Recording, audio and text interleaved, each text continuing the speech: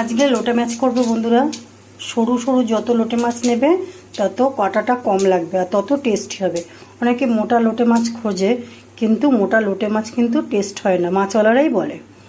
যাক, আমি এতে কাশ্মীরি লঙ্কার গুঁড়ো আর হচ্ছে লেবুর রস আর নুন হলুদ মাখিয়ে রেখে দিয়েছি। জিরে ফোড়ন দিয়েছি, আমি যাই না, আমি দিয়েছি জিরে ফোড়ন, সবাই তো দেয় না। রসুন দিয়ে দিলাম,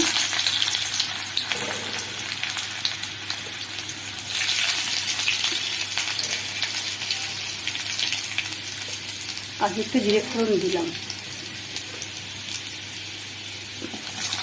পেঁয়াজটা দিয়ে দিলাম।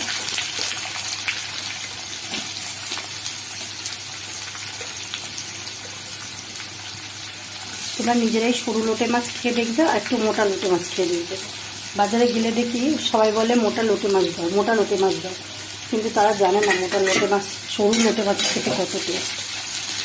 যারা চেনাশোনা দোকানদার তারাই বলে বৌদি ওটা বড় লোকেদের জিনিস, ওরা বোঝে না। হ্যাঁ, সরু লোটে মাছ নাও, খেতে ভালো লাগবে, মুখে কাটাও কম পড়বে।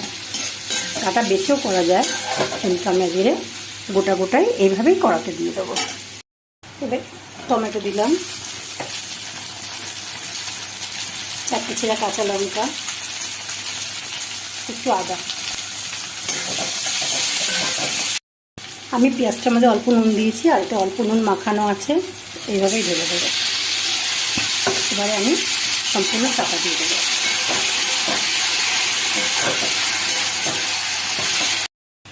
দেখো বন্ধুরা, আমি এতক্ষণ কোনো মশলা দিইনি।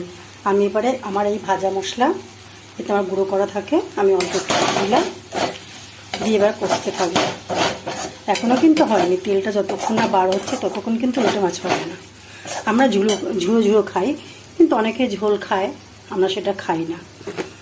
দেখো বন্ধুরা, এতে আমি পরে ধনে পাতা দেবো, দিয়ে আমি নামাবো, কিন্তু এখনও অনেকটা বাকি আছে। ধনে পাতা দিয়ে দিলাম, মানে মাছটা যতক্ষণ হয়ে যাবে দেখবে কড়া থেকে এমনিই দেখবে ছেড়ে যাবে। ধনে পাতা দিয়ে আমি আরেকটু কষবো।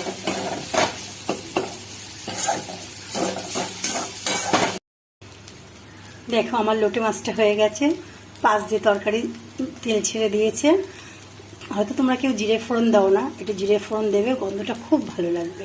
আর লেবুও তোমরা কেউ দাও না, কিন্তু একটু লেবু দিয়ে খেয়ে দেখো, মানে লোটে মাছেরও একটা গন্ধ, প্রতিটা মাছের একটা গন্ধ থাকে, সেই গন্ধগুলো চলে যায়। হ্যাঁ, এবার আমি এটাকে ঢাকা দিয়ে নামিয়ে নেব।